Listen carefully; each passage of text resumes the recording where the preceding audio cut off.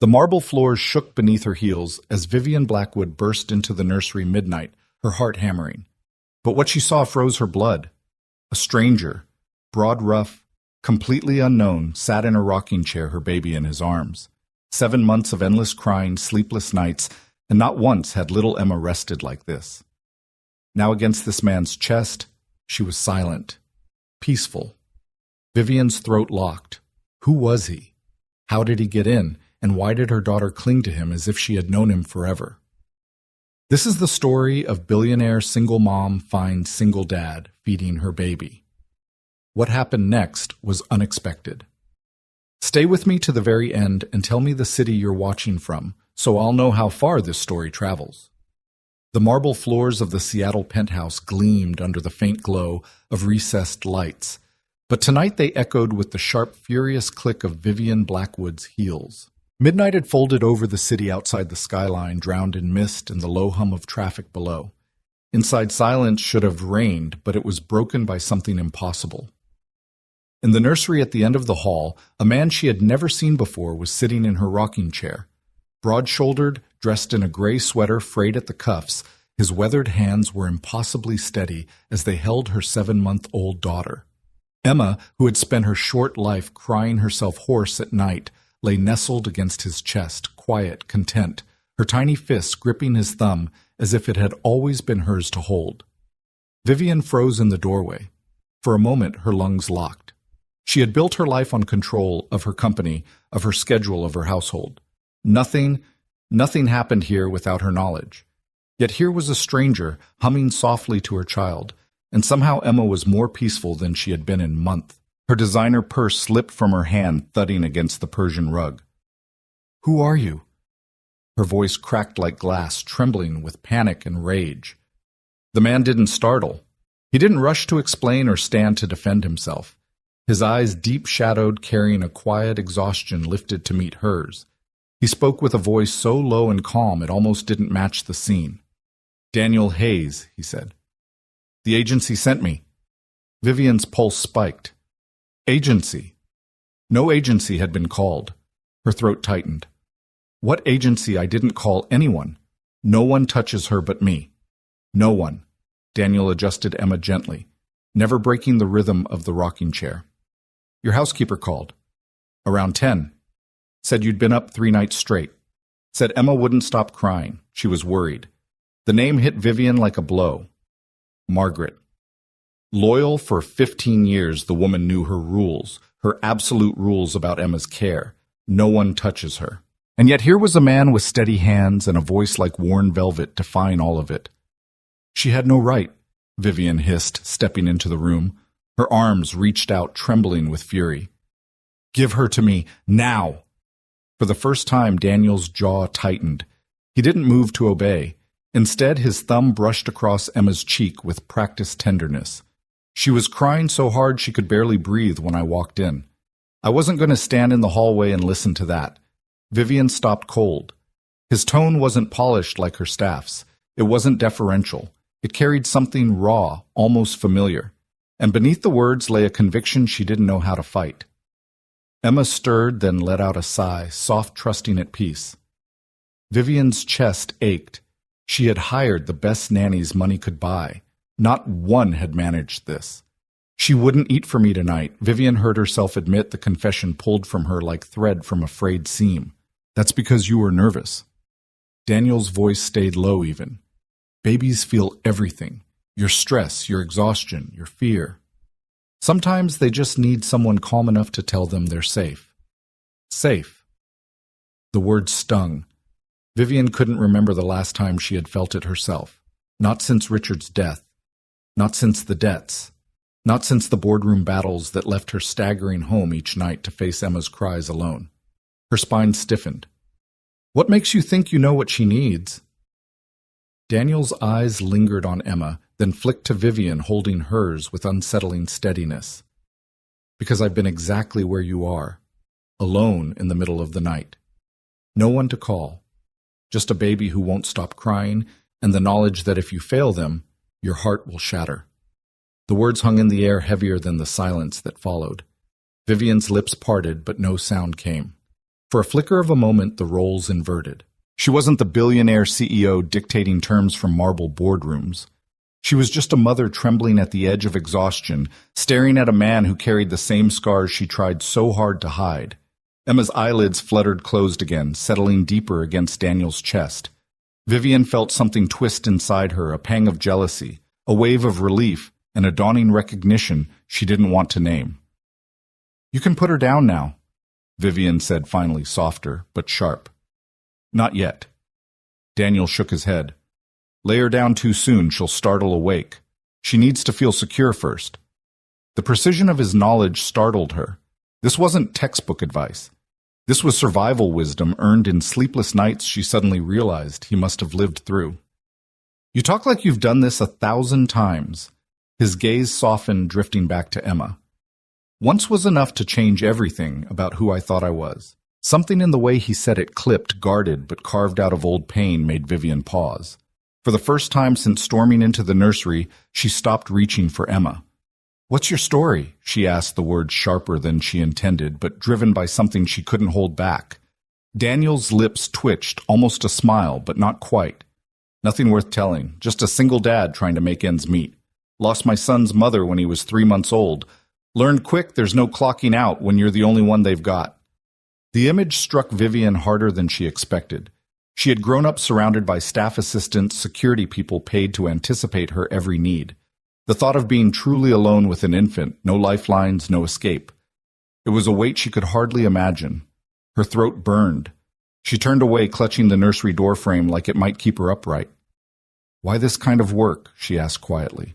Daniel's shrug was humble, almost resigned. "Because I've been through nights where I thought I wouldn't make it, where my son's crying nearly broke me. If I can help someone else avoid that just for one night, it's worth it."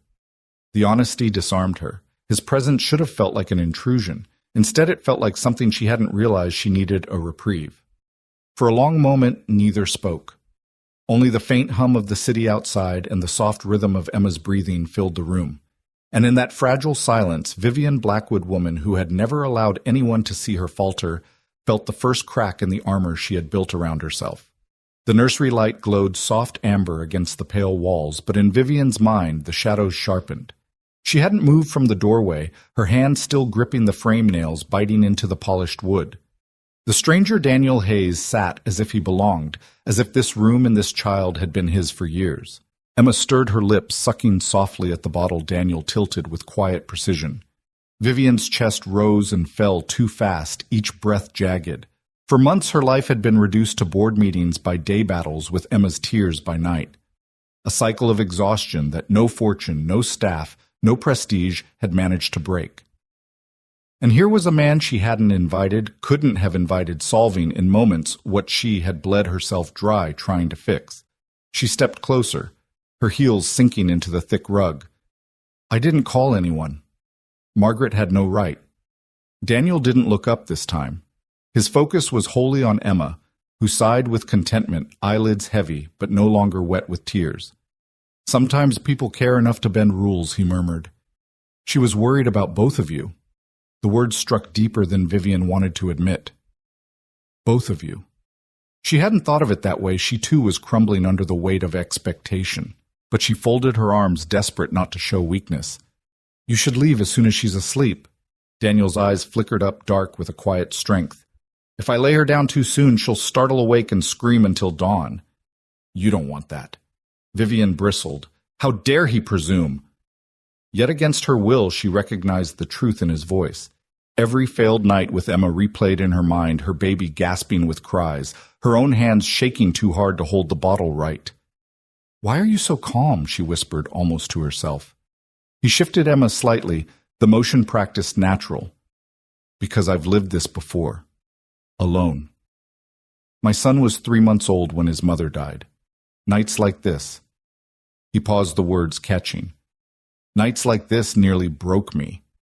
Vivian blinked. She had expected excuses, credentials, rehearsed professionalism. Instead, he gave her grief naked and unpolished. Her mouth was dry. "And you think you can just walk into my home and what?" Play hero Daniel shook his head slowly. "No, I'm just here to keep her safe tonight. That's all." The simple humility unnerved her more than arrogance would have. Emma's tiny hand clenched tighter around his thumb, a gesture that felt almost like betrayal. Vivian wanted to scream to rip her daughter back into her arms, but the sight of Emma's chest rising and falling in perfect rhythm stopped her. Minutes stretched. Vivian lowered herself into the armchair across from him, her anger cooling into wary curiosity. "So you're a father," she said at last, her tone brittle. "I am. Where's your child now?" Daniel's eyes shadowed. "With my late wife's parents. They helped when I couldn't stand on my feet anymore. He's older now, but I still—" His voice faded. He swallowed hard, then steadied. "I still try to be in his life." The honesty hit her harder than any polished speech. A man admitting failure. In her world, weakness was an unforgivable sin, yet in his mouth it sounded like truth. Vivian shifted uncomfortably the fabric of her silk blouse, whispering as she crossed her arms.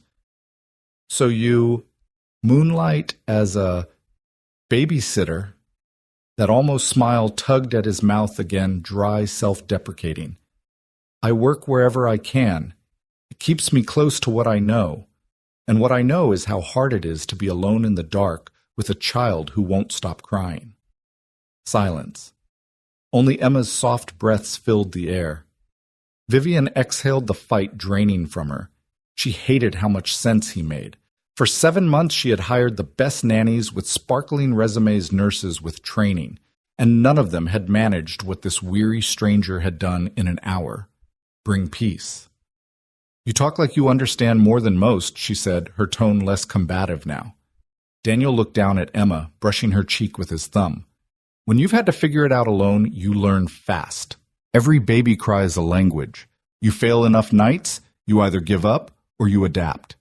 His words pulled something raw inside her chest. Vivian thought of her own nights slumped on the nursery floor with mascara streaked down her face, begging Emma to drink to sleep to stop screaming. She had never said it out loud, not even to Margaret. To hear someone name the darkness she'd lived in, it was unbearable and relieving all at once. Her lips parted, then shut. A lump lodged in her throat. She wanted to tell him to go to reclaim control, to push back against the cracks forming in her armor, but Emma's peaceful sighs betrayed her. Daniel shifted again expertly, as if Emma weighed nothing. "She'll need to burp soon," he murmured. "Otherwise, she'll wake up again in 20 minutes. Vivian blinked, startled by the detail. "You even know that?" He gave a small shrug, his eyes fixed on Emma. Experience. For the first time since storming into the room, Vivian felt herself sag back into the chair. The fight had drained from her bones, leaving only exhaustion and a reluctant, unspoken gratitude.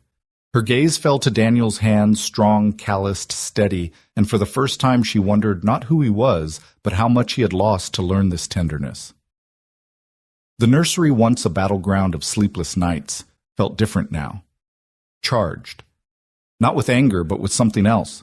A recognition she couldn't yet name. And somewhere in the quiet between the hum of Daniel's voice and Emma's steady breaths, Vivian Blackwood realized this stranger wasn't leaving her life as easily as he had entered it. The city outside pulsed faintly through the nursery windows, headlights smeared against the glass like brushstrokes. Vivian sat stiff in the armchair, her posture regal, but her insides unraveling. Across from her, Daniel's presence filled the room with an ease she resented. He wasn't supposed to be here, and yet every soft breath from Emma made his intrusion feel like salvation. The lullaby he hummed tapered into silence. Daniel tilted Emma against his chest, one large hand rubbing her back in a rhythm so instinctive Vivian's breath caught. A quiet burp escaped. Then Emma's body slackened in contented sleep. For 7 endless months, this moment had been elusive. Now it arrived in the arms of a man Vivian hadn't authorized through her steel-lined gates. "You make it look easy," she said finally, her voice brittle. Daniel's gaze lifted calm but shadowed. "It's not easy. It's just practice. And pain." His words made her throat tighten. "I don't like people in my house without my say-so." "I don't like crying babies being left in misery," Daniel countered, steady his tone carrying no malice. "We can both be unhappy about it, but the difference is she's sleeping now." The retort landed harder than she expected. Vivian's lips pressed into a thin line, her chest aching with the sting of truth. Emma's tiny body rose and fell in serene rhythm, oblivious to the storm between adults. "Don't presume to know how I raise my daughter." Vivian's words came sharper than intended. Daniel's hand stilled on Emma's back. His eyes didn't flinch. "I'm not presuming. I'm remembering. I know what it's like to feel like everything depends on you and to feel like you're failing." The sentence hit her square. For a beat too long, she forgot how to breathe. Her life built on calculated dominance, billions and assets, a company that bent under her command was reduced in these four walls to sleepless nights and whispered fears. "You don't know me." "No," Daniel admitted, "but I recognize exhaustion when I see it, and fear, and love that burns you alive because you can't ever put it down." Vivian's eyes blurred. She blinked hard, furious at the sting of moisture threatening to escape. She had built armor brick by brick for boardrooms, for investors, for press cameras. And now this stranger in less than an hour had cut through to marrow. "Do you think pity helps me?" she asked coldly. Daniel shook his head. "Not pity. Understanding." The word coiled in the air, heavy, disarming. Vivian dropped her gaze to her manicured nails, hiding the tremor in her hands. Minutes stretched. The city hummed. Emma breathed softly, deeply against Daniel's chest. Finally, Vivian pushed to her feet. Her silk blouse rustled her diamond earrings, catching the nightlight's glow. She walked to the crib, her arms folded across her chest like armor. "Put her down." Daniel looked at her, unyielding. "Not yet. She'll wake if I do." Her jaw clenched. "You defy me in my own house." "No," he said simply. "I protect her in yours." The audacity left her momentarily speechless. She wanted to scream to summon security to end this insult. But Emma stirred only faintly at Daniel's shifting, then nestled deeper, undisturbed. The evidence glared at Vivian more than words ever could. "Why are you even here?" she demanded. "This, whatever you're doing, it's not normal. No man does this." Daniel's mouth curved not into humor but into something sadder. Unusual, maybe, but not impossible. "I didn't have the luxury of panic when my son was born." Panic gets you nowhere when you're all they've got. Vivian blinked, caught off guard again. "So what? Because you survived your own nightmare, you think you're qualified to step into mine?" He adjusted Emma slightly. His movements so fluid they silenced her protest. "No, because I survived mine. I can sit here and tell you you're not alone in yours, whether you want me here or not." The declaration cracked through her defenses more than she wanted to admit. Her throat burned again and she turned toward the window, masking her face in shadow. "I don't need anyone," she muttered. Daniel's reply was soft but piercing. "No one does until the night they finally admit they do." Her breath hitched. For a fraction of a moment, Vivian felt weight lift, as if someone had quietly shifted the burden she'd carried too long. She hated it. She wanted it. She didn't know which more. "You should go when she's asleep," Vivian said again, but the words rang hollow. Daniel didn't answer. Instead, he began to hum again, low, steady, a sound that seemed to stitch the cracks in the silence. Emma remained wrapped in his arms, untroubled. Vivian stayed by the window, staring out at the glittering skyline. But her mind wasn't on the city. It was on the stranger whose presence defied every rule she lived by, and whose arms her daughter trusted more than anyone else's. And deep inside, where she never let anyone see a dangerous thought unfurled, what if Emma was right to trust him for a long beat after her last words? The only sound in the room was the soft tidal hush of Emma's breathing. Vivian stayed near the window, back straight, hands locked around her elbows, like she could hold herself together with nothing but posture. The city's glow painted a silver line along her cheekbone. It made her look made of glass. Daniel shifted a little, testing Emma's weight. "She's in deep sleep," he murmured. "If I transfer her now, it might hold." The word transfer scraped at Vivian's nerves, too clinical for what felt like ritual. Still she nodded. "Do it." He rose in one calm motion, keeping Emma tight to his chest. He didn't make a show of knowing. He simply knew. One hand cupped the back of her head. He lowered her to the crib's mattress like a tide laying down a shell. Then this surprised Vivian. He didn't remove his hand. He left his warm palm gently on Emma's chest for a full, slow minute, letting the rhythm of his touch match the rhythm of her breath. Emma's mouth made a tiny, searching suck. Her fingers opened, closed, opened again, and stilled. "She'll startle if you pull away too fast," he whispered without looking up. "I give it a count of 30 after I think she's settled, then another 30 after I know it." He waited. 30. Another 30. The room seemed to breathe with them. When he finally slid his hand back, he did it like a magician, so gradual that Vivian felt the air return before she believed he'd moved at all. Emma didn't stir. The nightlight haloed her lashes. Her chest rose and fell as if the sea were inside her. Vivian let out a sound she hadn't intended, something between a sigh and a sob strangled before it formed. She pressed her knuckles to her lips and blinked hard until the city blurred. A stupid thing to cry over a baby sleeping. Except it wasn't stupid. It was the one thing she couldn't buy and couldn't will into existence, and now it was here, carried into this room by a man in a frayed sweater. Daniel stepped back from the crib, giving the silence the respect of a cathedral.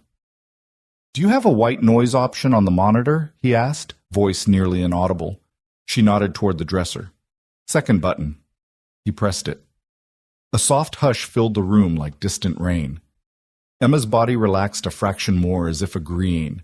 They stood there side by side, not touching, watching the small miracle they'd protected. Vivian felt the room expand. The air no longer pressed on her chest. It lifted the way it does after a storm passes and the first star appears. "Thank you," she said, and the words came out unarmored, soft enough that she barely recognized them as hers. Daniel gave a slight nod, the kind that accepts gratitude without pocketing it. He turned toward the door with the careful steps of someone who understood that victory could still be lost with a careless heel. In the hallway, the penthouse seemed too bright, the art on the walls too glossy, like a staged life she'd forgotten to keep pretending belonged to her. Vivian reached past him and dimmed the sconces. The light settled into something human. "Tea?" she asked, surprising herself again.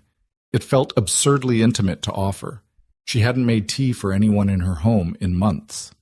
A glass of wine with a board chair. Sure, a curated tasting for a potential partner. Of course. Tea at midnight for a stranger who had just wrung the crying out of her child. She could not remember the last time she'd chosen gentleness over performance. "If it won't wake her," he said. "It won't." She glanced toward the nursery door. "Not tonight."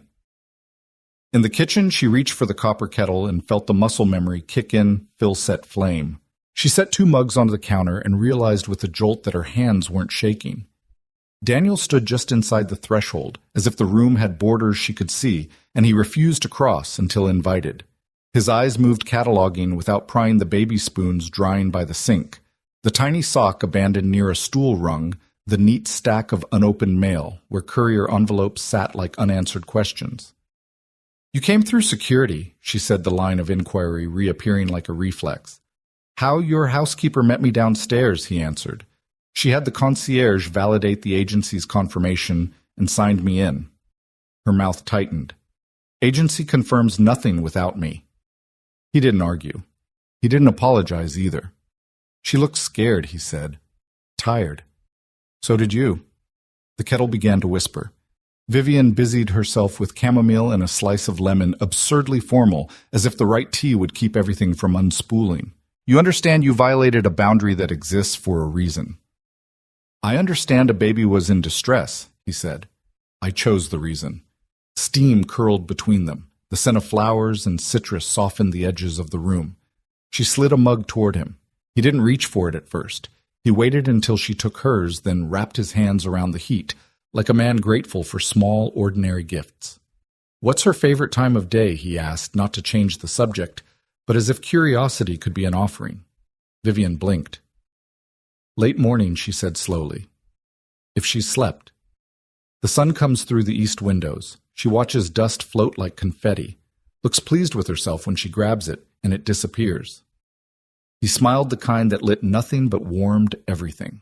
"That's a good hour for songs. For babies who want the world to hold still while they learn it. Songs." Vivian huffed a breath that wasn't quite a laugh.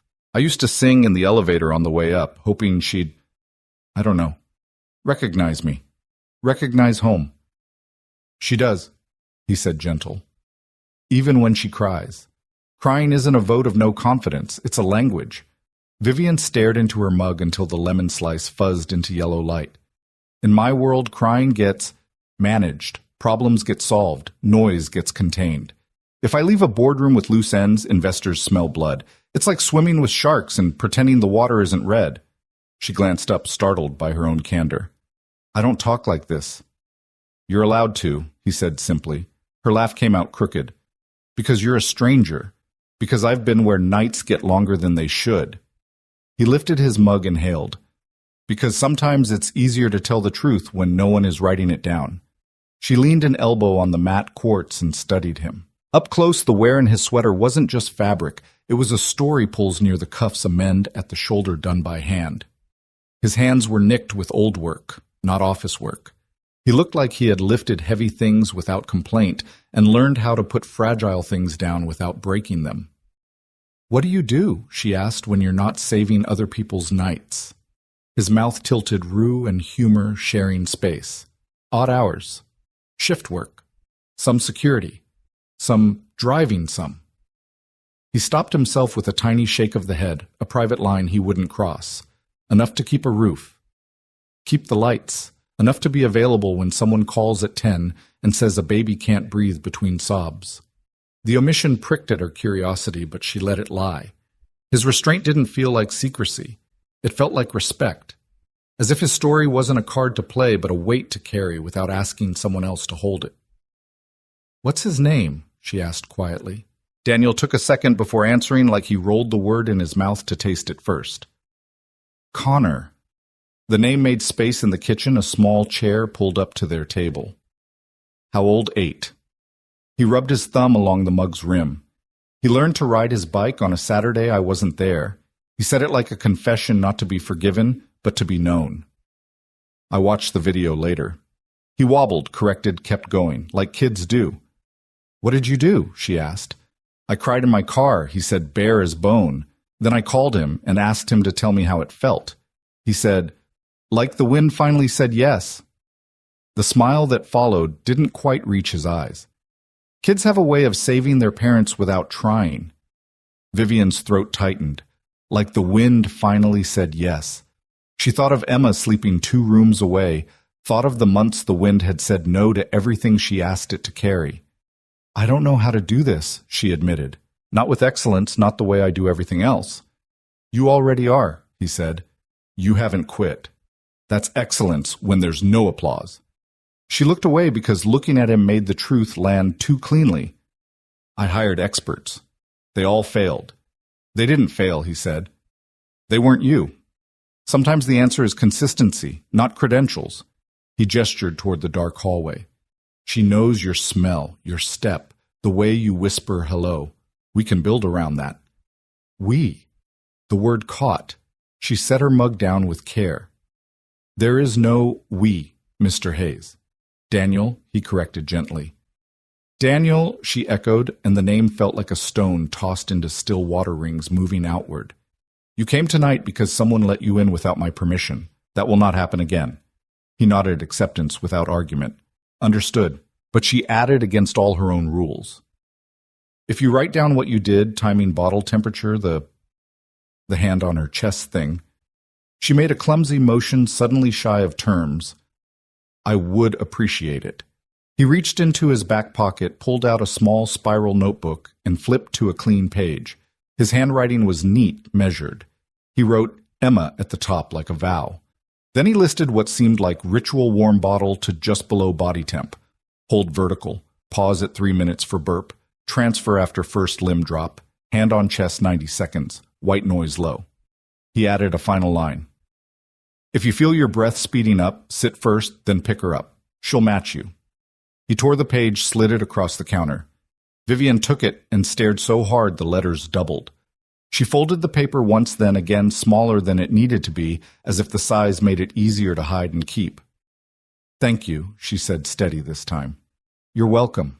From down the hall, the white noise purred on a gentle hush. The kettle clicked as the metal cooled. Up here, the city surrendered to deeper night. Traffic thinned to the occasional whisper. Viv Ian listened for the familiar dread to return, the sense that any second would bring the next failure. It didn't. The quiet held. "You should go," she said at last. Not because she wanted him gone, but because the shape of the night depended on ending before it got named. He nodded. At the door he hesitated. "Do you want me to text Margaret when I'm off shift? So she knows the method we used." Vivian considered balancing pride and relief on a scale she could never fully see. "Leave your number with the concierge," she said finally. "For documentation. I'll decide what to do with it." "Understood." He stepped into the foyer. She followed because it felt wrong to let him walk the glowing corridor alone, like dismissing a ghost that had done her a kindness. At the threshold he paused again, hands in his pockets, a posture that looked like a man reminding himself not to reach for anything that wasn't his. "You did well tonight," he said. "Even when you thought you weren't." She almost laughed, because how could he know? But the words lodged in a place she kept empty for emergencies and fit there. The elevator chimed softly. He gave a small nod and turned away. She watched his shoulders recede, the door's close, her own reflection slide back into place on the polished metal woman of means of marble and glass and leverage. Behind that reflection down the hall, a baby slept.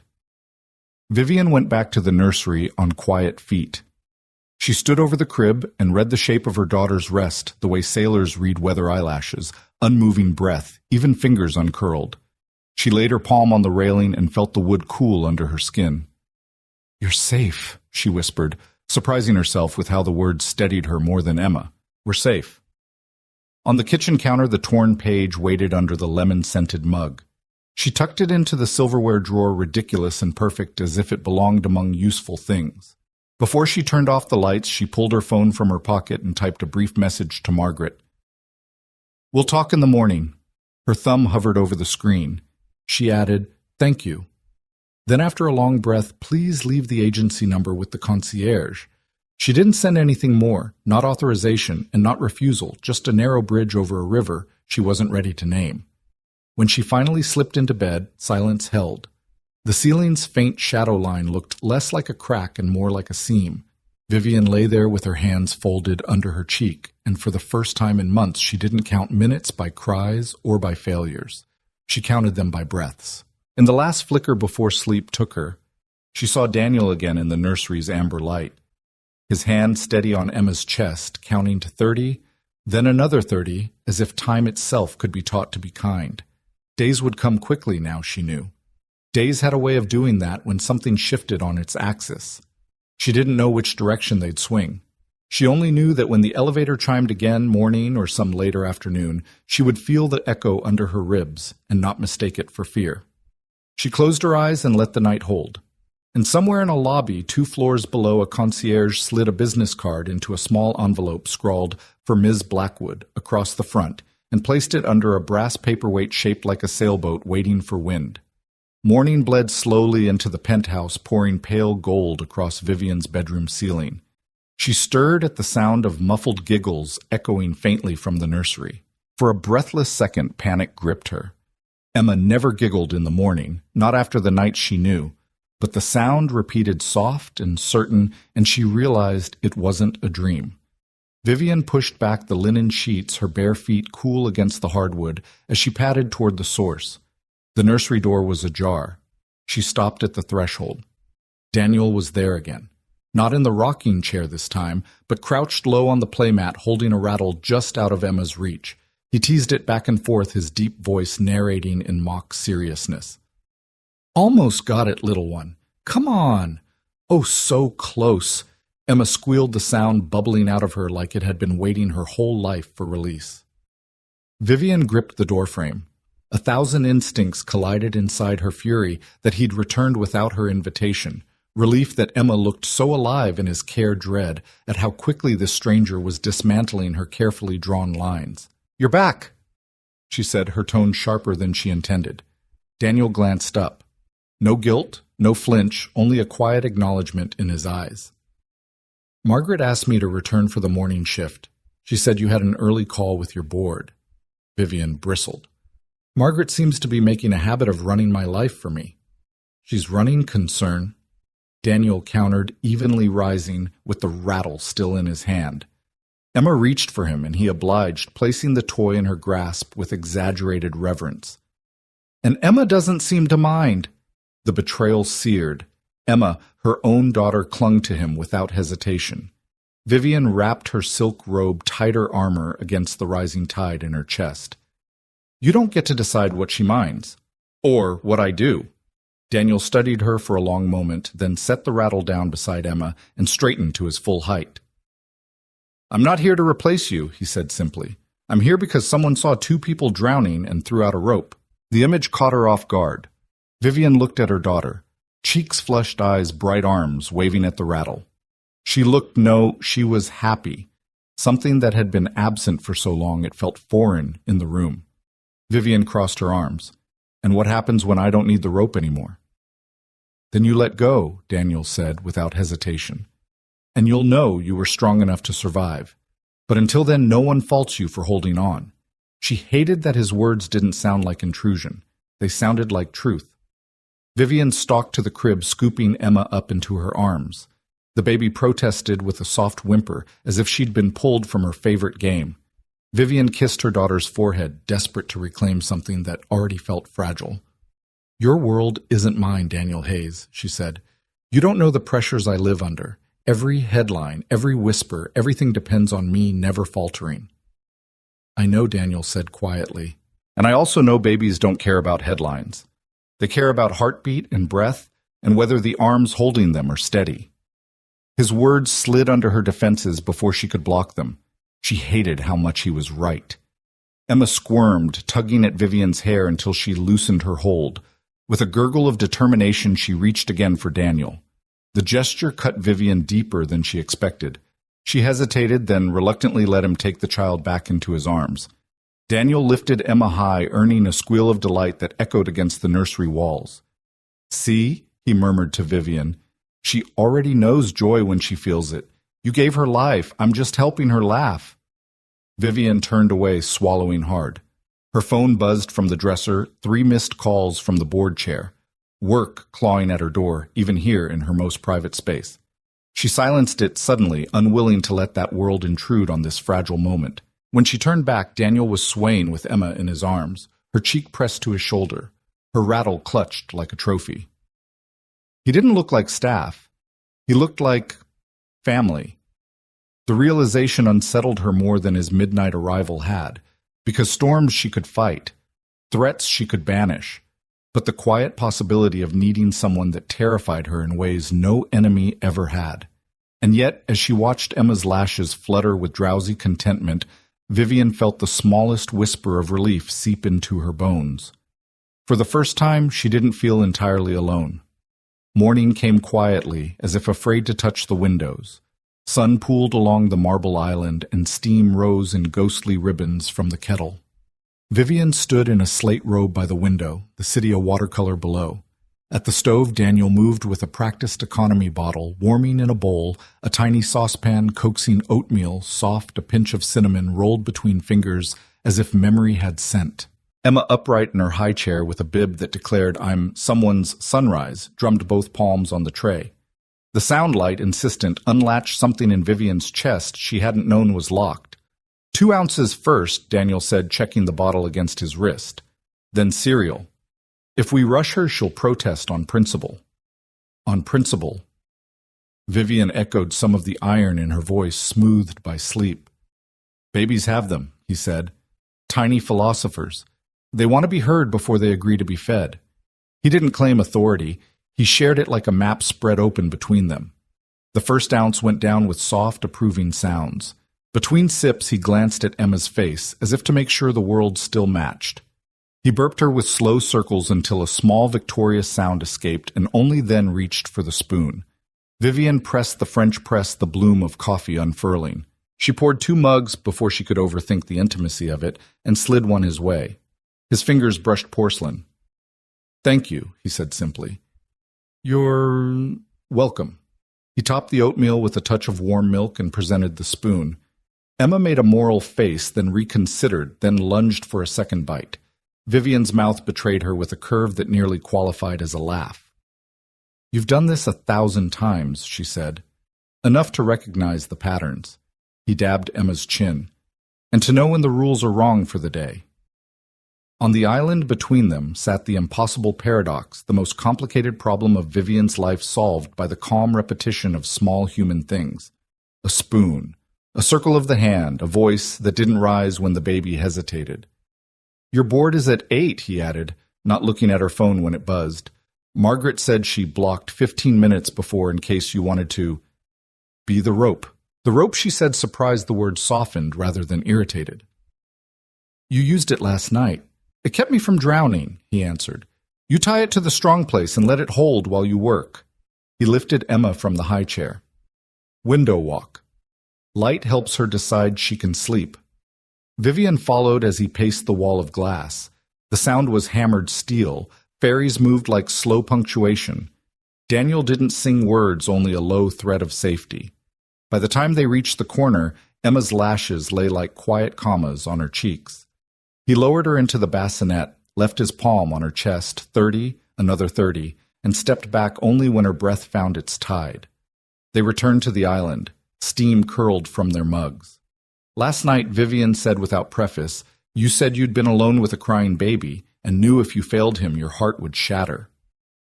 The admission she hadn't allowed even to herself slipped into the light. Why this work? Not the agency version. Yours. He took time with the answer, letting silence be part of it, because there were nights when my son's crying made the walls lean in. I thought if I closed my eyes, the world would end. At 3 a.m., help comes with price tags or judgment. What I needed was time from someone who knew what to do and didn't treat me like a test I'd failed. He looked at his hands. So I give people what I needed, a few hours, a way through. What's the currency, she asked, surprised by her own softness. Time, he said, and what my hands remember. She studied the scar near his knuckle, the mend at the shoulder of his sweater, the way he took up space without demanding it. Before this security, he said, before that police. I left when every call felt like my own house on fire. Turns out I'm better at small rooms where the emergency isn't disguised. You make rooms feel safe, she said, and only realized she'd said it when he looked up. That's the job, but it doesn't work unless someone opens the door. Her phone lit board call in clean white letters. She turned it face down. He didn't remark on it. The restraint felt like a blanket she hadn't known she wanted. I built a life, so outcomes obeyed, she said. Then Emma arrived and didn't read the memo. You can't command the tide, he said. You can learn when to launch. It should have sounded like a cliché. Instead, it sounded like the way morning smelled when the kettle clicked and the world didn't end. Formalities, she said, catching herself. Background, NDA, a rate. Of course, he said. The agency has my files. You'll have them by noon. And your rate? He named a number. Vivian frowned. Too low. It's standard. It's low for this standard, she countered. And for my gratitude. His mouth tilted, but he didn't argue. We can revisit after a week, if you still want me here. The little conditional hit harder than it should have. She wanted to stamp certainty into the air contract's signatures, the crisp click of control. Instead, she said, after a week, we adjust. Both sides.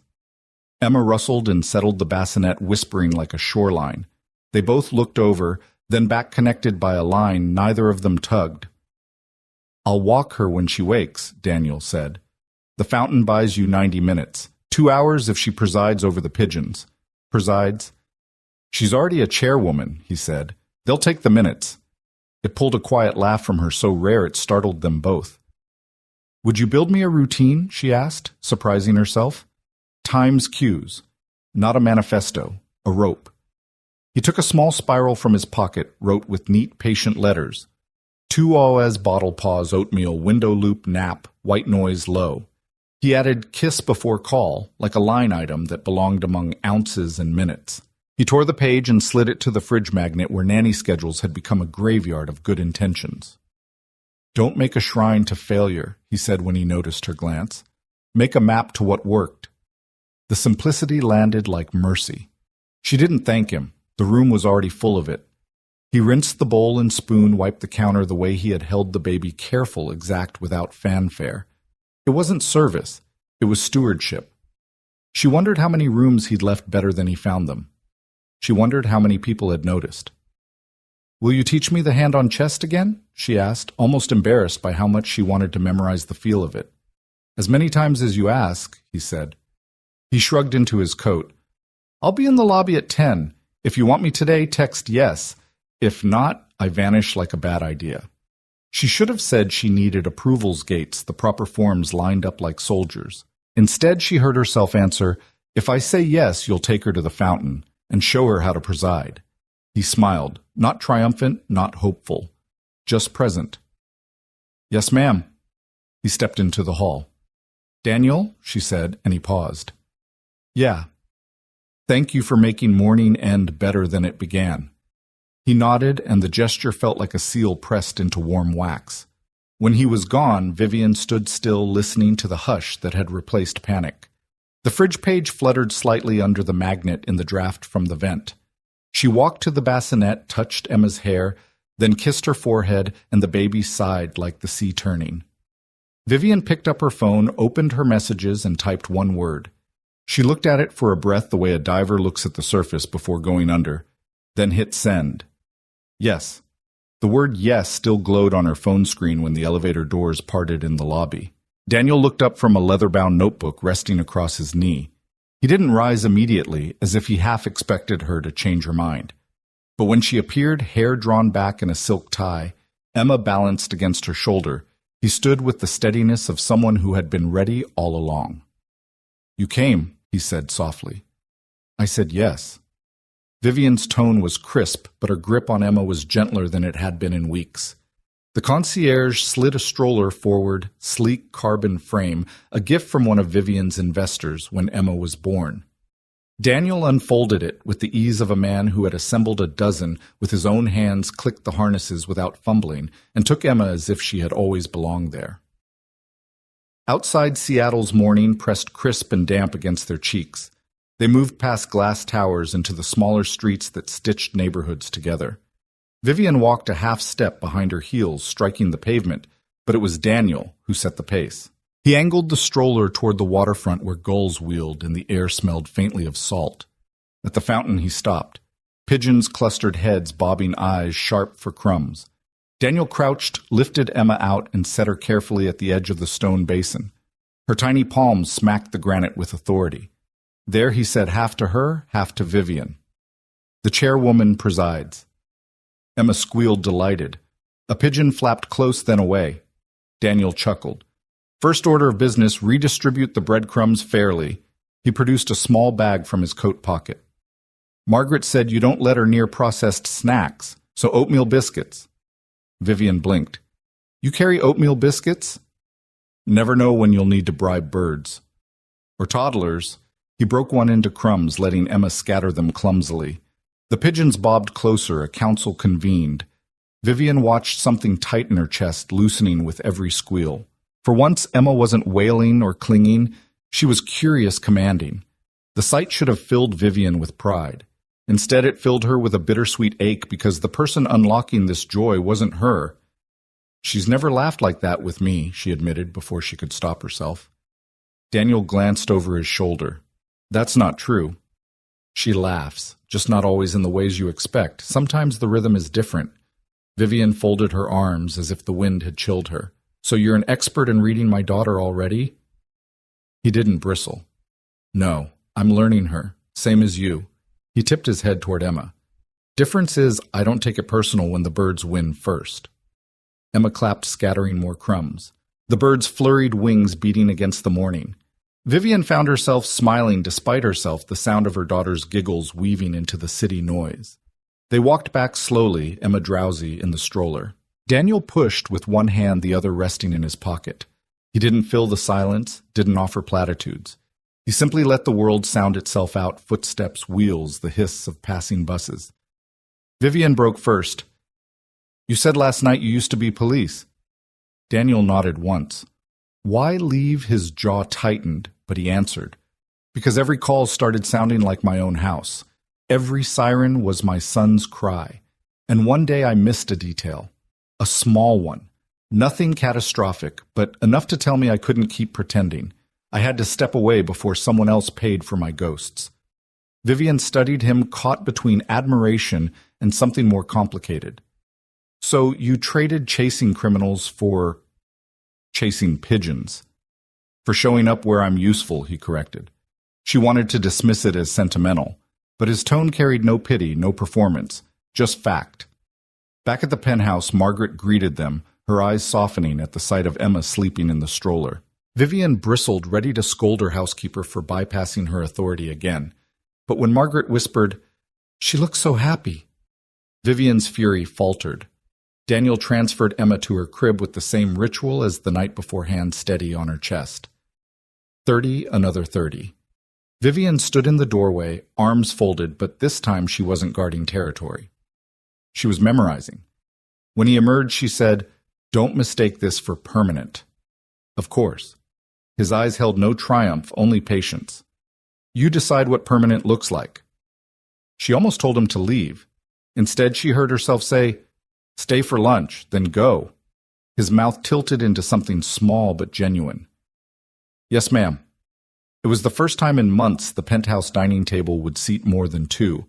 The dining table gleamed under the light of the chandelier, a vast slab of walnut that usually felt too wide for just two chairs.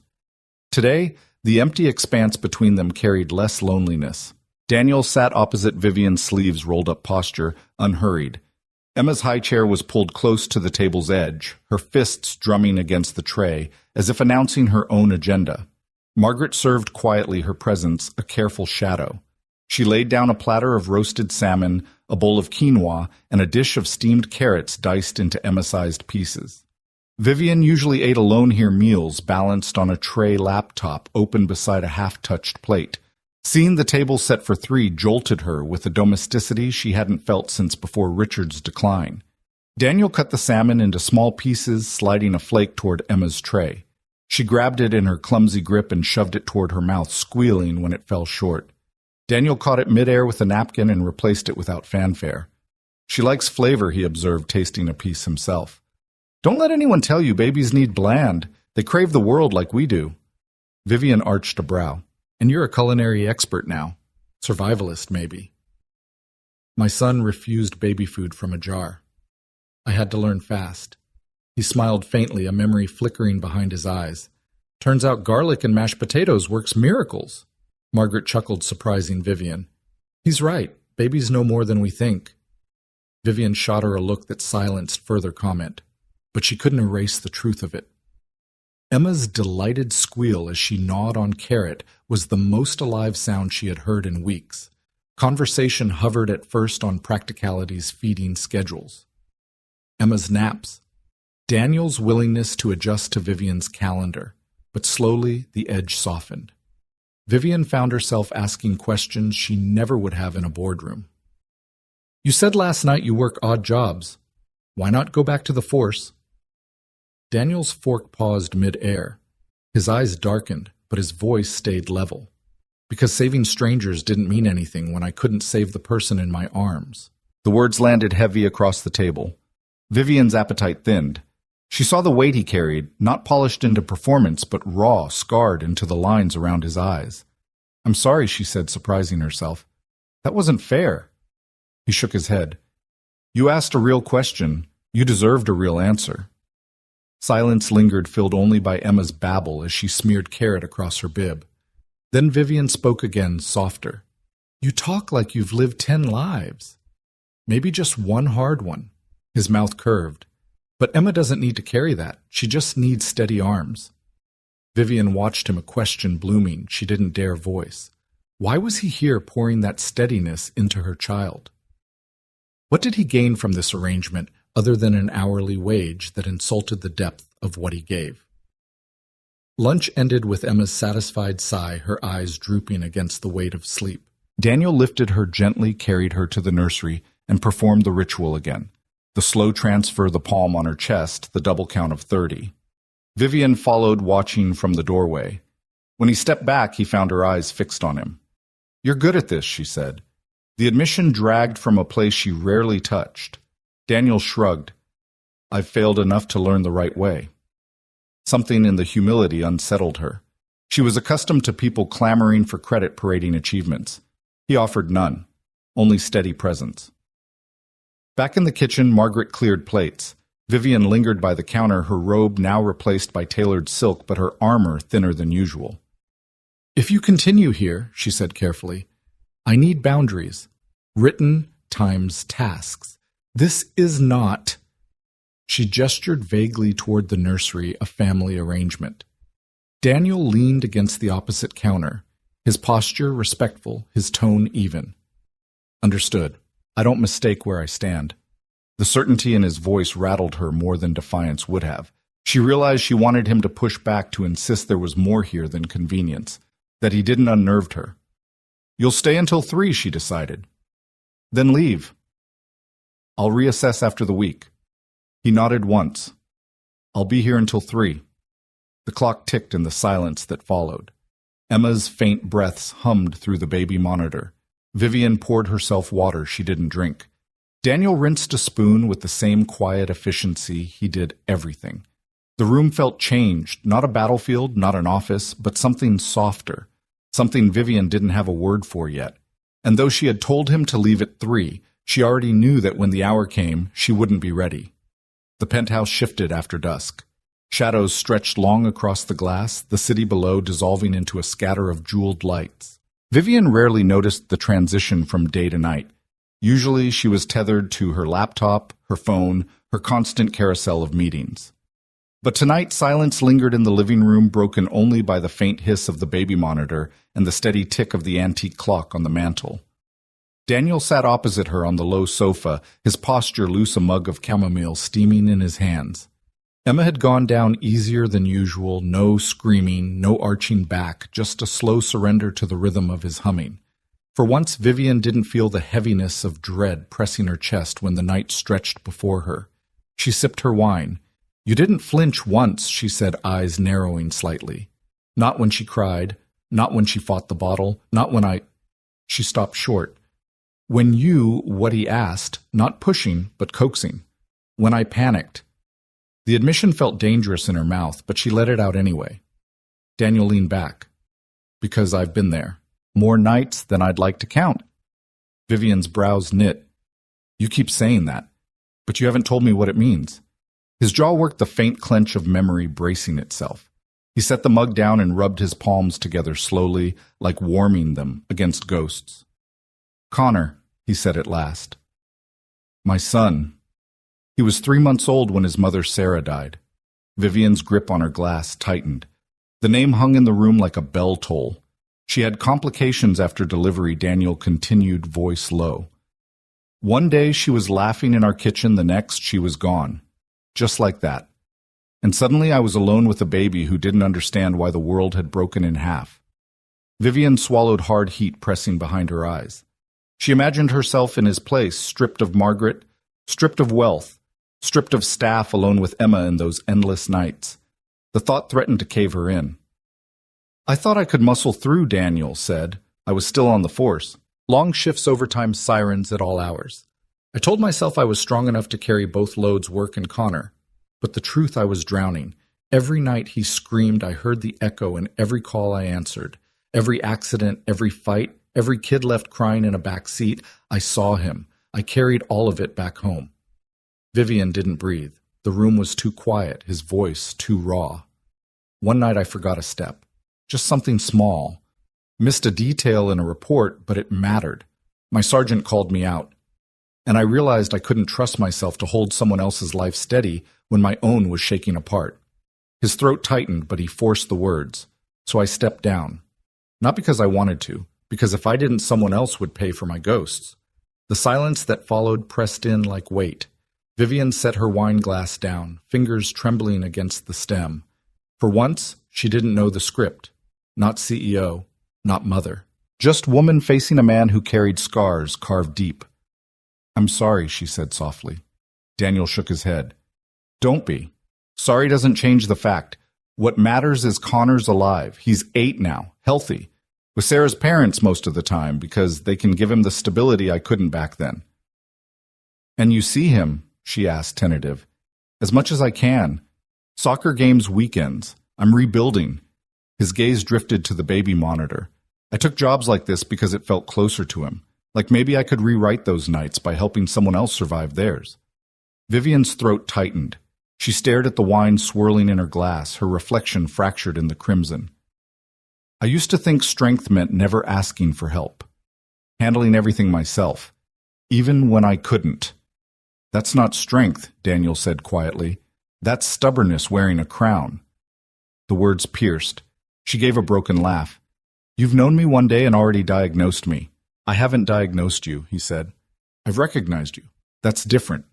She looked up, met his eyes, and felt the air shift.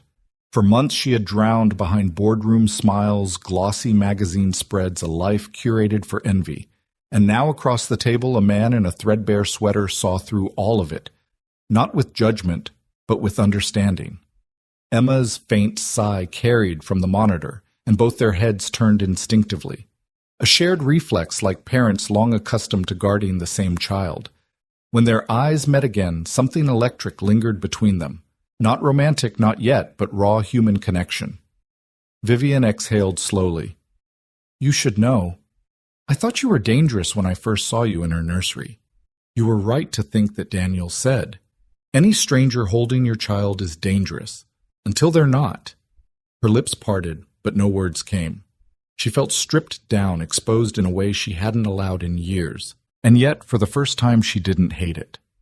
They sat in silence for a long moment, the kind that didn't demand to be filled. Outside, the city buzzed on. Inside, in the glow of a baby monitor and the flicker of amber light, Vivian realized the edges of her world had shifted. This man wasn't staff. He wasn't charity. He wasn't even temporary anymore.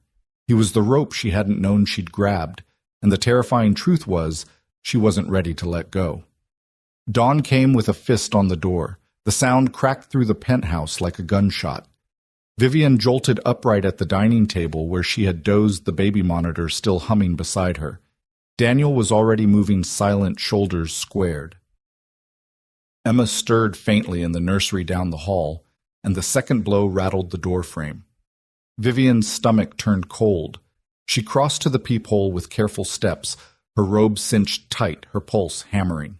Outside stood two men in dark suits, their posture sharp, their eyes practiced in intimidation, and behind them a third tall clipboard in hand, flanked by a fourth, who leaned against the wall with the stillness of private security. This is serious escalation, Daniel murmured at her shoulder. His voice carried the grit of experience. He shifted, putting himself between her and the door. The lead man's voice slid through the wood, smooth, rehearsed. Miss Blackwood, we have legal documents requiring immediate attention, asset seizure orders. Open up. Vivian's heart slammed against her ribs. Asset seizure. Her late husband's debts she had been assured were resolved, rising like corpses from graves she thought she'd buried. Daniel pressed the intercom. Those documents require proper legal service, not intimidation at 7:45 in the morning. Step back. The reply came sharp. This is your last chance. We can do this easy or we can do it hard. The threat rang heavy in the hall. Vivian felt her legs tremble. For all her billions, for all her marble floors and glass towers, she stood here like prey in her own home. Daniel's stance hardened. He moved closer to the intercom, his voice calm, measured, lethal in its steadiness. Here's what's going to happen. You're going to step away from this door and pursue this through proper channels. If you're still here in 60 seconds, I call Seattle PD. You don't have authority here. You think you can stop us, one barked. I have the authority of someone who knows what legitimate law enforcement looks like, Daniel answered. And this isn't it. The silence on the other side was sharp enough to cut. Vivian pressed her hand against her mouth, her breath unsteady. Emma whimpered faintly in the nursery, sensing tension, but not yet crying. Finally, footsteps. A murmur of heated conversation. The elevator chimed. The men retreated. But relief didn't come. Vivian sagged against the wall, her body trembling. They'll be back, she whispered. Probably Daniel agreed. He turned to her eyes, steady voice low. But next time we'll be ready. The weight of his words pressed deep. For the first time in months, Vivian realized she wasn't standing alone on the battlefield. She forced a breath past her throat. Why do you sound like you've done this before? Daniel's gaze didn't waver. Because I have. The truth lingered between them like smoke heavy with the promise of more storms. The penthouse was quieter than usual after the men left, but the silence wasn't peace, it was the fragile hush after lightning. Vivian lingered near the window arms, crossed tight against her chest, her reflection ghosted in the glass. The skyline sprawled beneath her, indifferent, glittering like nothing had happened. Daniel stood by the door still and alert, as though waiting for the next knock. His frame looked carved out of stone shoulders, squared eyes sharp. He hadn't relaxed since the men left. You knew exactly what to say, Vivian finally whispered, her voice hoarse. You knew how to make them step back. Daniel turned slightly, his expression unreadable. Because I've seen that type before. They push to see where the cracks are. If you show fear, they'll keep pressing. She scoffed bitterly. So what did I show? Because my hands were shaking so badly, I could barely keep the robe tied. You didn't open the door, he said simply. That's strength. Her throat tightened.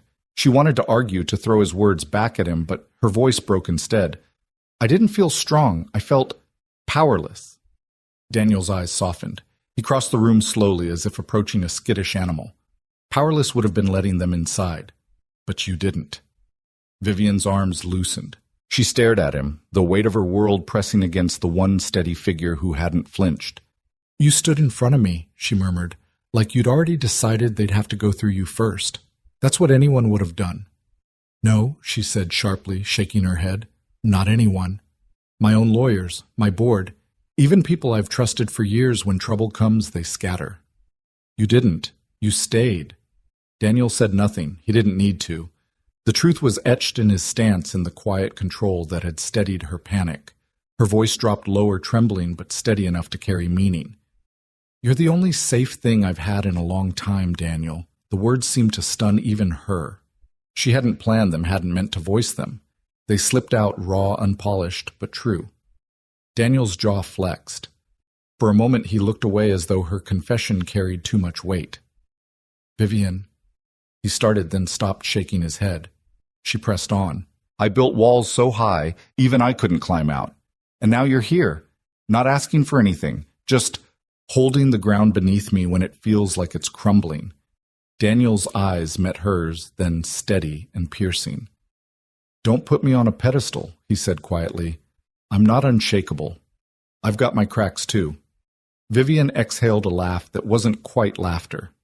Maybe that's what makes you real. Everyone else in my world hides their cracks. You don't. Emma's cry cut through the fragile quiet. Both of them turned instinctively, their shared reflex tightening the invisible thread between them. Daniel was already moving toward the nursery, but Vivian caught his wrist, stopping him. I'll go, she said. Her own voice startled her. Usually she let Margaret, or now Daniel, handle Emma's midnight unrest. But something inside her shifted tonight. She wanted Emma to feel her arms, not just others. Daniel nodded slowly, releasing the moment to her. Vivian crossed the hall, heart pounding in sync with Emma's cries. She lifted her daughter from the crib, whispering shakily, I've got you, sweetheart. Mommy's here. Emma quieted quicker than Vivian expected, little head pressing against her shoulder. Tears pricked Vivian's eyes as she rocked gently, the nursery light casting soft halos on the wall. For once, she didn't feel like a stranger to her own child. When she returned, Emma settled again. Daniel was still standing near the door, watchful, silent. His presence filled the room like armor she hadn't realized she'd needed. Their eyes met again. Something wordless passed between them. Something fragile. Something dangerous. Something she couldn't yet name. The morning after brought no peace. Vivian sat at the long dining table, her phone glowing with a list of missed calls. Attorneys, bankers, even a veiled threat disguised as a courtesy reminder from a debt recovery firm. Each notification was a stone in her stomach. Daniel lingered near the counter, pouring coffee. He watched her in silence, gauging the weight pressing on her shoulders. She finally spoke, voice low but sharp. They won't stop, Daniel. Those men last night were just the beginning. If I keep pretending this will go away, it's Emma who pays. Daniel set the mug down, his tone steady. What are you thinking? Vivian lifted her gaze. I'm thinking I need to face them. Not send another lawyer, not hide behind security. Me. His brow furrowed. Vivian, they're not playing by rules. You walk into that room, they'll smell blood. That's what they do. And what's the alternative? Keep Emma in a penthouse under siege, live in fear every time there's a knock at the door. Her hand trembled, but her voice sharpened. No, I won't let her grow up thinking her mother bought safety but never earned it. Daniel studied her. He saw more than resolve. He saw desperation hardening into courage. He rubbed his jaw. If you're going, you're not going alone. Her lips curved in a bitter half-smile. I was hoping you'd say that. By noon they were in her car, the sleek black sedan humming through the city streets. Vivian drove knuckles white on the wheel, her usual chauffeur distance stripped away. Daniel rode shotgun, his gaze scanning the sidewalks, the rear-view mirror, every alley they passed. The Marine in him had returned silent, calculating, already bracing for impact. You've done this before, she said quietly, her eyes on the road. Done what walked into rooms where you knew people wanted to break you. He didn't answer right away. Finally his voice came rough. Too many times. Her throat tightened. She wanted to ask more, but the building loomed ahead, a low, nondescript structure on the waterfront. Its glass doors shaded its windows tinted. It didn't look like an office. It looked like a trap. Daniel's hand brushed her forearm lightly. Stay behind me. Speak only when you have to. They'll try to rattle you. I'm used to people trying to rattle me, she whispered.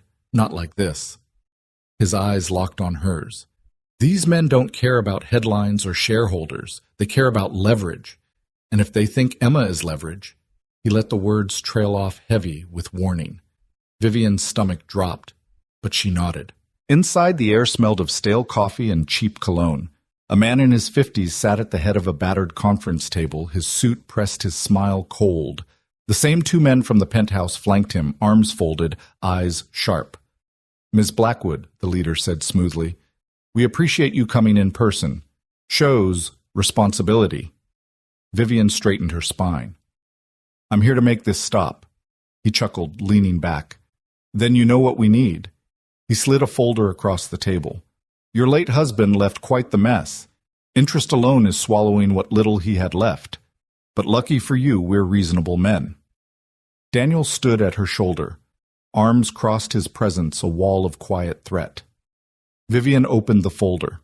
Numbers glared back at her, impossible sums that could drown even her empire if she wasn't careful. She closed it calmly, meeting the man's gaze. You're circling me like I'm prey, but you forget I didn't build what I have by being hunted. I built it by being the hunter. The man's smile faltered just slightly. Bold words, Miss Blackwood, but this isn't the boardroom. No, Daniel cut in his voice, even lethal. It's a shakedown. The room stilled. Vivian let the silence stretch her pulse, thrumming. For the first time in months, she wasn't alone at a table stacked against her. Daniel's shadow stretched beside hers, anchoring her to the ground. The leader's smirk returned thinner this time. We'll be in touch. Vivian rose. Daniel followed. Neither of them spoke until they were outside the heavy doors closing behind them. Her knees nearly buckled, but Daniel's hand steadied her elbow. You held your ground, he said quietly. I felt like I was going to collapse. But you didn't. She met his eyes, breathless. You make me believe I can fight, and that terrifies me more than them. Daniel said nothing, but his grip lingered a moment longer than it needed to, silent proof that she wasn't imagining the thread binding them tighter with every step. The news broke 2 days later. Vivian's name splashed across the business network's headlines, sharp and merciless. Debt shadows Blackwood fortune. Pundits speculated, rivals salivated, and the board members who once toasted her vision now whispered about contingency plans. Vivian watched from her penthouse couch, the TV volume low. Emma asleep against her chest. Her daughter's small breaths were steady grounding, but the words scrolling across the ticker sliced through her composure. Daniel entered quietly, a grocery bag in one arm, his jacket dusted with Seattle drizzle. He caught the screen, then her pale face. They're circling, he said flatly. She shut off the TV, like vultures. He set the bag down, pulled out bread milk, a jar of baby food. The ordinary sound of groceries softened the storm for a moment. Then he looked at her straight. You knew this would happen. Vivian nodded. But I didn't know it would feel like drowning. Her voice cracked, then steadied. They're not after money, Daniel. Not really. They're after me. My name. My credibility. Then you fight back on your terms. Her laugh was bitter. You make it sound simple. It isn't, he admitted. He leaned on the counter, arms folded. But panic is what they want. You panic, you sell. You panic, you cave. That's when they win. She studied him. His calm wasn't bravado, it was earned in fire. What did you do, Daniel? Before all this? He hesitated. Marine Corps. Then private security work overseas. Vivian's breath hitched. Pieces clicked together the way he scanned every room, the stance at her door, the steel in his voice that made suited bullies hesitate. That's why you're not afraid, she whispered. He shook his head slowly. I'm afraid all the time. Difference is, I don't let it make my decisions. Her throat tightened. She wanted to press further to ask about the scars she sometimes glimpsed when his shirt shifted about the nights. He sat awake long after Emma slept. But the weight in his eyes told her those stories weren't ready to be spoken. Instead, she drew a steady breath. Then I need you beside me. Not just in this apartment, at the meetings, at the press conferences. When they come for me, I need them to see I'm not standing alone. Daniel's jaw flexed. That'll make you a target. I already am, she said simply. For a long moment he said nothing. Then he nodded once. All right, but understand this, I'm not here for headlines. I'm here for you. And for her. He nodded toward the sleeping baby. Vivian's chest ached with something she couldn't name. Gratitude, fear, the dangerous edge of trust. The next morning, flashbulbs erupted as Vivian stepped out of the car in front of Blackwood Tower. Cameras swarmed reporters, shouting questions like arrows. Miss Blackwood. Is it true your empire is collapsing? Who was the man at your apartment? Are you selling off assets to cover debts? Daniel walked at her side, broad and steady, his presence cutting a path through chaos. His hand brushed her elbow, not possessive, not showy, just there. Anchoring. Vivian lifted her chin, her voice crisp. I'm not here to answer rumors. I'm here to do business. The cameras flashed brighter. Inside the tower, her board-weighted faces tight, eyes sharp. Vivian entered with Daniel behind her, and for the first time in weeks, she didn't feel like prey walking into the den. She placed her bag on the table, met every gaze head-on.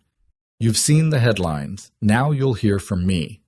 Blackwood Industries is not collapsing. We've survived worse storms than opportunistic debt collectors.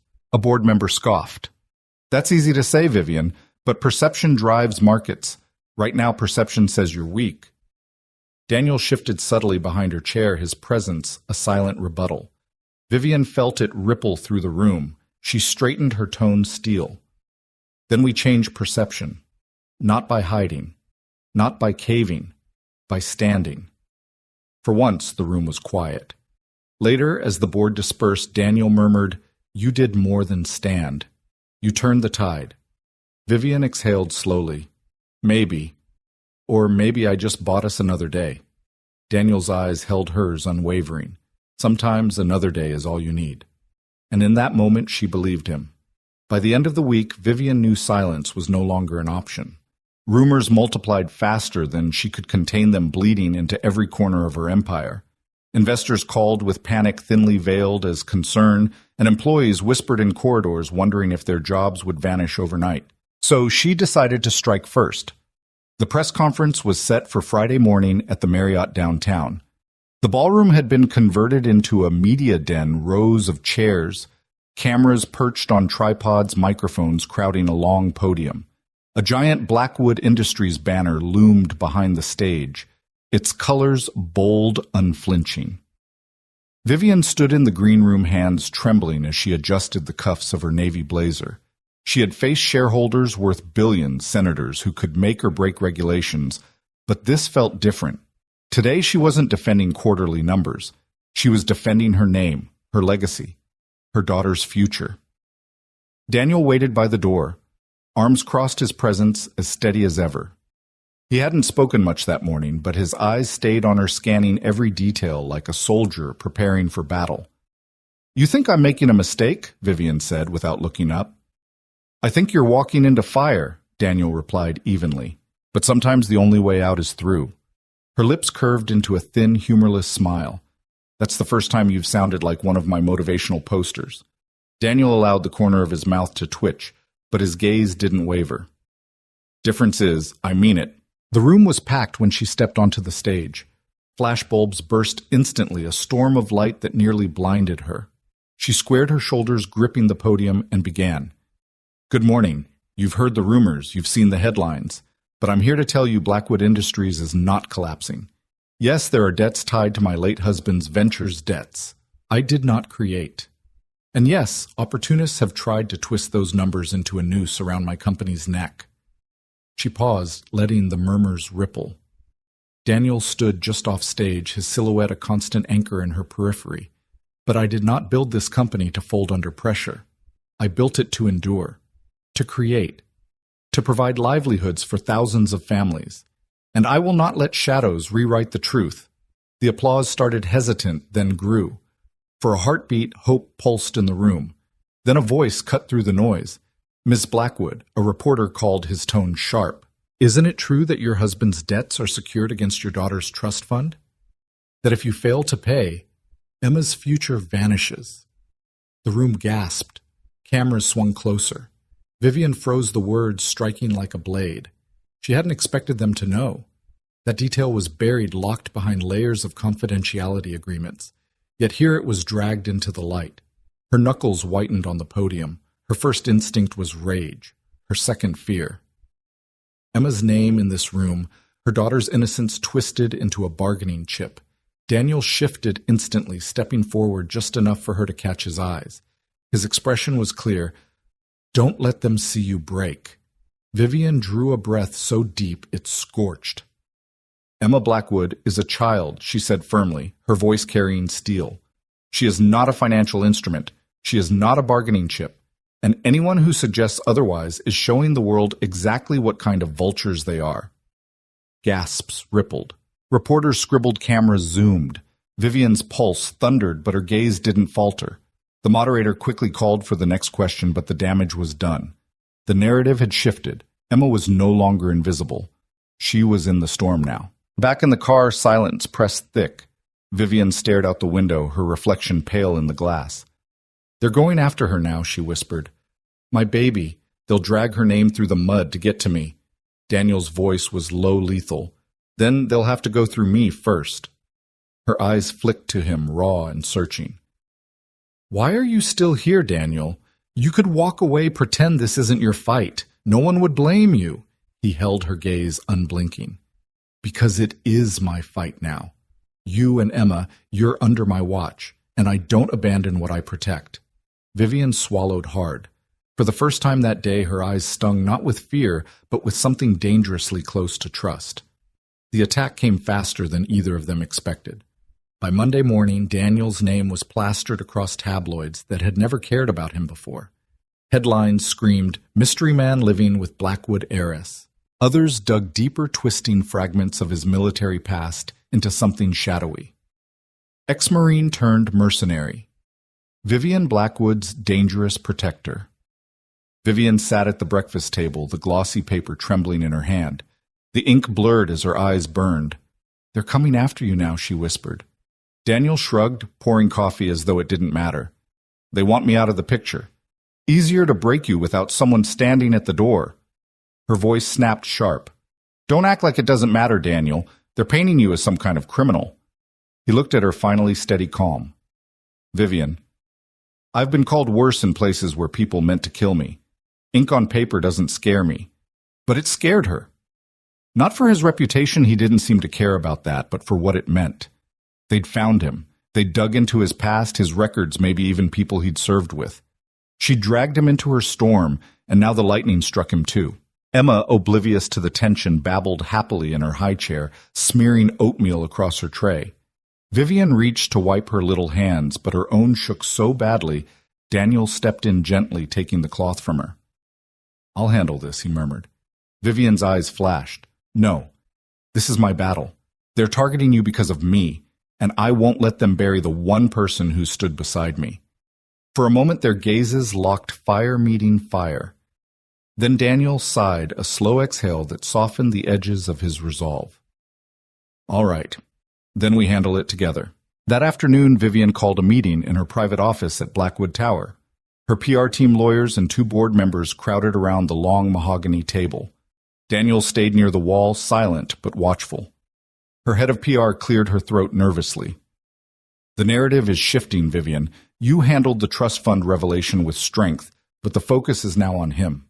She flicked her eyes toward Daniel. They're questioning his past, his influence, his loyalty. Vivian cut in sharply. The woman hesitated. Yes. Vivian leaned forward, her voice low and controlled. Let me make one thing clear. Daniel Hayes has stood by me in moments when the rest of you wanted to run. He is not a liability. He is my anchor, and anyone who tries to spin otherwise will answer to me. The room went quiet. Even Daniel's eyes flickered with something she couldn't quite read, surprise, maybe even gratitude. A lawyer cleared his throat, adjusting his glasses. Still miss. Blackwood perception is everything. We could craft a narrative, spin him as official security contracted and vetted. That would neutralize some of the suspicion. Vivian glanced at Daniel. His jaw was tight, but he gave the slightest nod. Do it, she said. But be careful. If they smell blood, they'll keep circling. After the meeting, as the others filed out, Daniel lingered by the window overlooking the gray city skyline. You didn't have to defend me like that, he said quietly. Vivian crossed the room, her heels clicking on marble. Yes, I did. He turned toward her, his expression a mixture of frustration and something deeper. Vivian, every time you tie your name to mine, you give them another weapon to use against you. She stopped inches away, her voice trembling with conviction. Then let them, because I'd rather stand with you and take the hit than stand alone and break. For a long, taut moment, neither moved. The hum of the city below filled the silence. Then Daniel dropped his gaze, shaking his head slightly. You don't know what you're risking. Maybe not, she admitted. But I know what I'd lose if you walked away. The words hung between them, heavy, dangerous. That night, the storm outside rattled the windows of her penthouse. Rain streaked down the glass, thunder rolling low. Vivian sat curled on the couch, Emma asleep upstairs, while Daniel stood near the balcony, a silent silhouette against flashes of lightning. You ever think about leaving? She asked suddenly. He didn't turn. Every day. Old habits. Scan for exits, plan the retreat. It's automatic. And yet you're still here. Daniel finally looked at her, the storm reflecting in his eyes. Because every time I think of walking out that door, I remember Emma's laugh. And the way you looked when those men showed up, like you'd been fighting alone too long. I can't walk away from that. Vivian's throat closed. For once, she didn't try to fill the silence with words. She just let it settle raw and real. And as the storm raged outside, she realized something terrifying and undeniable. She didn't just trust Daniel. She needed him. The next blow didn't come through lawyers or tabloids. It came through a leak. Vivian was in her office reviewing quarterly projections with her CFO when her phone buzzed with an urgent notification. She clicked the link and the world seemed to tilt. There it was, Daniel's military file. Or at least what looked like it. Photos redacted pages, reports suggesting he had been dishonorably discharged after a mission gone wrong. Phrases like unauthorized use of force and civilian casualties blared across the screen. Her CFO's voice faltered mid-sentence as he glanced at her phone. Is that about your security detail? Vivian snapped the device face down, pulse racing. Meeting's over. She dismissed him before her composure cracked. When Daniel arrived minutes later, called by her trembling voice, he read the leaked file without flinching. His jaw locked, his hand tightening around the edge of her desk. This is fake, he said finally, his tone cold. Sloppy forgery. Half these dates don't line up, but they don't need it to be real, do they? They just need people to believe it. Vivian rose from her chair, pacing the length of the office. They're accusing you of war crimes, Daniel. War crimes. And they've put it on every major outlet in the last hour. Investors are panicking again. The board is demanding explanations. They're going to force me to... She stopped herself, but Daniel's eyes caught the unfinished sentence. Force you to what he pressed. Her throat worked. To cut ties, to distance the company from you, to fire you in public. The silence after her words was unbearable. Daniel stared at her face, unreadable, but his silence hurt more than anger would have. Finally, he said quietly, If you have to do it, do it. Vivian's breath caught. After everything, you think I'd abandon you because of a smear campaign? Daniel's shoulders stiffened, his voice harsher now. I think I've seen people do worse to save themselves. I wouldn't blame you. Her eyes flashed. She crossed the space between them, stopping inches from his chest, trembling with fury. Don't you dare put me in the same category as the people trying to ruin us. You saved my daughter. You've shielded me more times than I can count. And you think I'd betray you for a headline? For the first time, his composure cracked. He dragged a hand down his face, exhaling sharply. Vivian, you don't understand. If you stand by me, they'll come harder. They'll drag Emma's name back into it. They'll do whatever it takes to break us both. Her voice dropped fierce and unyielding. Then let them, because I will not let them write our story for us. That night, Vivian convened her board. The room was tense, the directors shifting uneasily in their leather chairs, whispers swirling before she even entered. Daniel stayed outside a shadow in the hall, though she knew his ears caught every word. One gray-haired director spoke first. Vivian, with all due respect, the optics are catastrophic. This man is accused of atrocities. Whether true or not, association puts us in jeopardy. Vivian leaned forward, her palms flat on the polished table. You think I don't know what they're saying? You think I don't see the headlines, but I also know the man they're talking about. He's not some stranger. He's the reason I'm still standing. He's the reason Emma is safe in her bed at night. If you think I'll throw him to the wolves to save our stock price, you don't know me at all. The room froze. The power in her voice, the raw conviction, silenced even her fiercest critics. Another director cleared his throat. Miss Blackwood, surely there must be a compromise. There is no compromise, she cut in. Not on this. Either we weather this storm together, or I'll take the company private again. My fortune built it once. I can build it again without you. The weight of her words crashed into the room. Shocked faces widened eyes. She'd called their bluff, and they knew it. Later, as she stepped into the hallway, Daniel waited, his expression guarded. How bad was it? Vivian exhaled, leaning against the wall.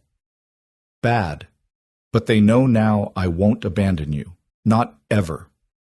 For a long moment, Daniel just looked at her as though searching for cracks in her resolve. When he found none, something in his stance softened. You don't know what that means to me, he said quietly. She reached out her hand, brushing his forearm, a touch that lingered longer than it should. Maybe I do. The space between them felt charged, alive, fragile. For the first time, Vivian realized this wasn't just loyalty. This was something neither of them had dared name yet, and that made them more dangerous than ever to the enemies circling outside. The shift happened when Daniel decided they'd been on the defensive too long. For weeks they'd endured the smears, the knocks on doors, the headlines meant to choke them. But Daniel's training had taught him one thing: if you never strike back, you'll eventually be cornered. And Vivian had reached the point where fear had burned itself into steel.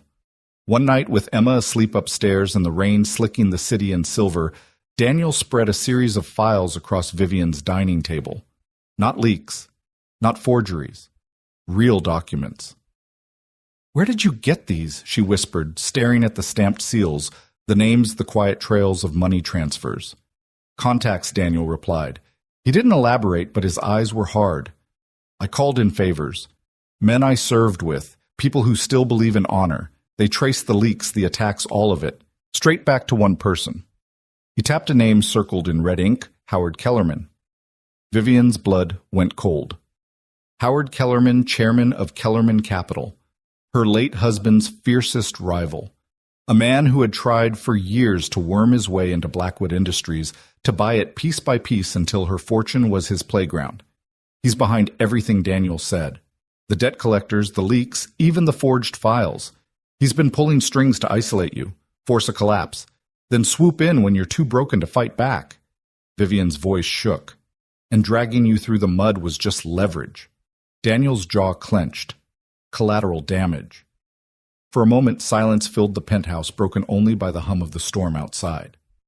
Vivian pressed her hands flat to the table, trying to steady herself.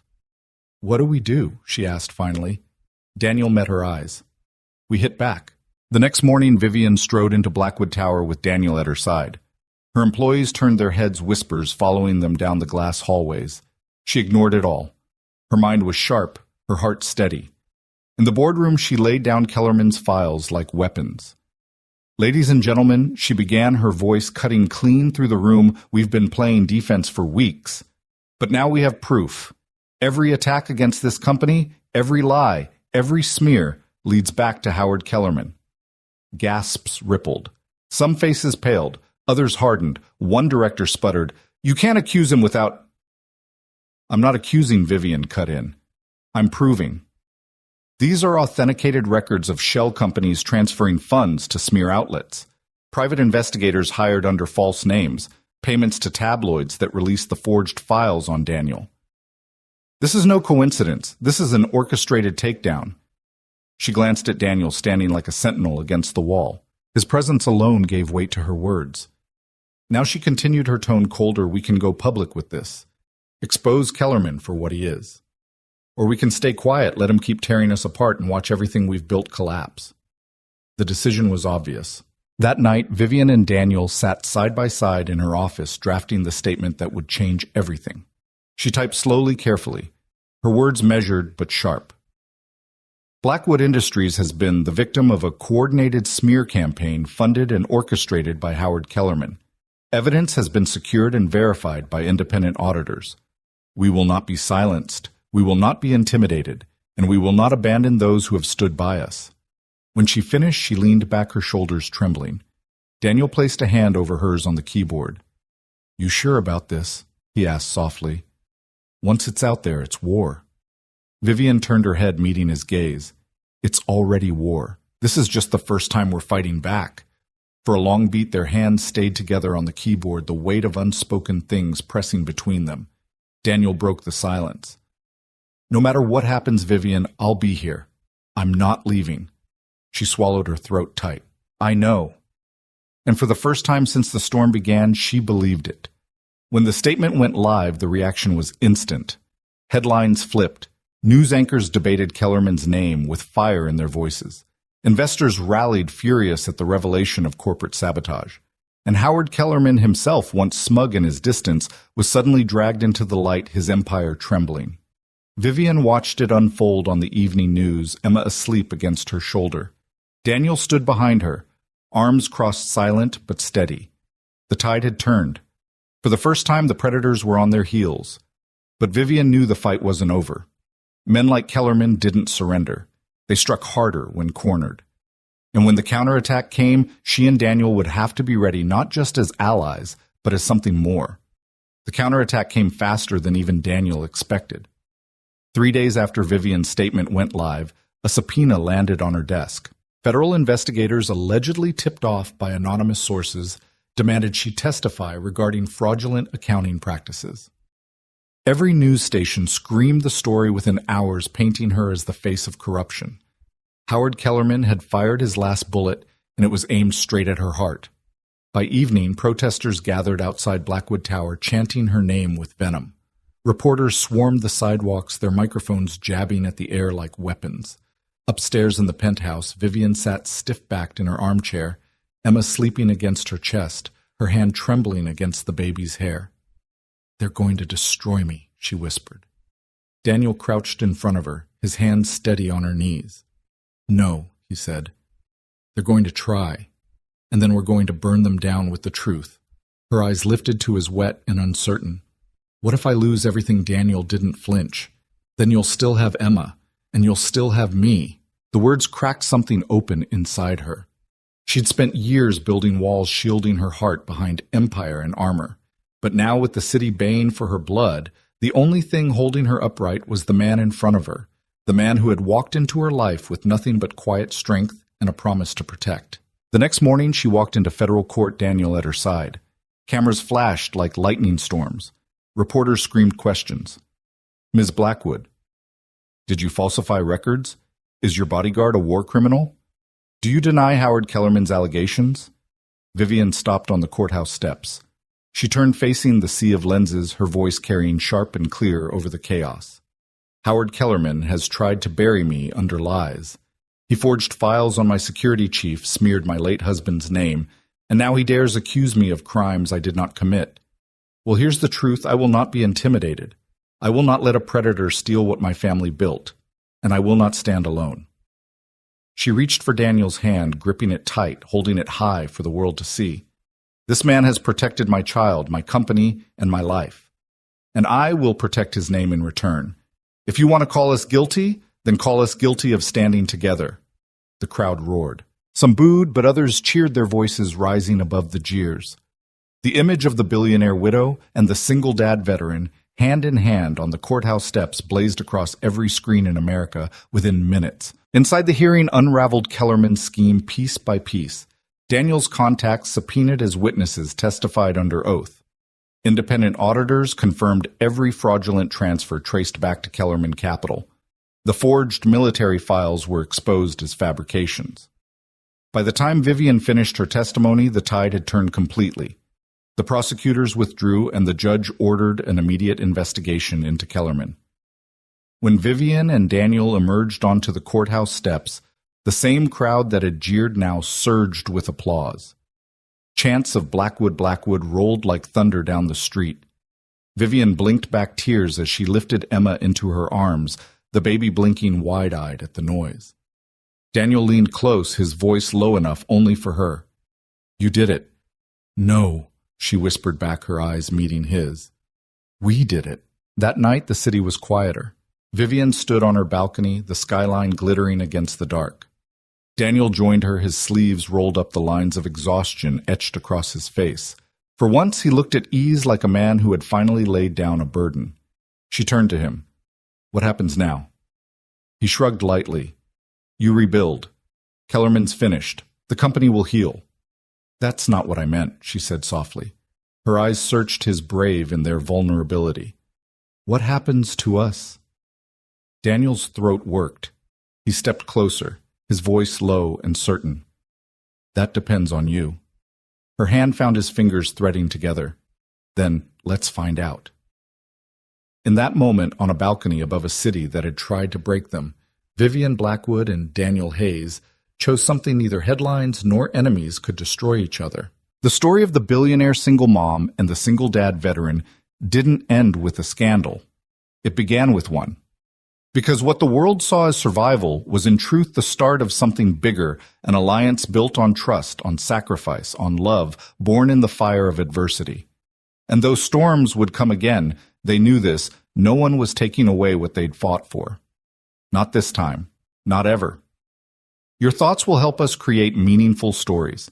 And if you want to hear more powerful healing stories like this, don't forget to subscribe to the channel, click the bell icon so you don't miss any new episodes. And most importantly, share this video with people who need a little hope today. Thank you so much for your time. We hear you, we listen to you, and we are honored to tell these stories for you.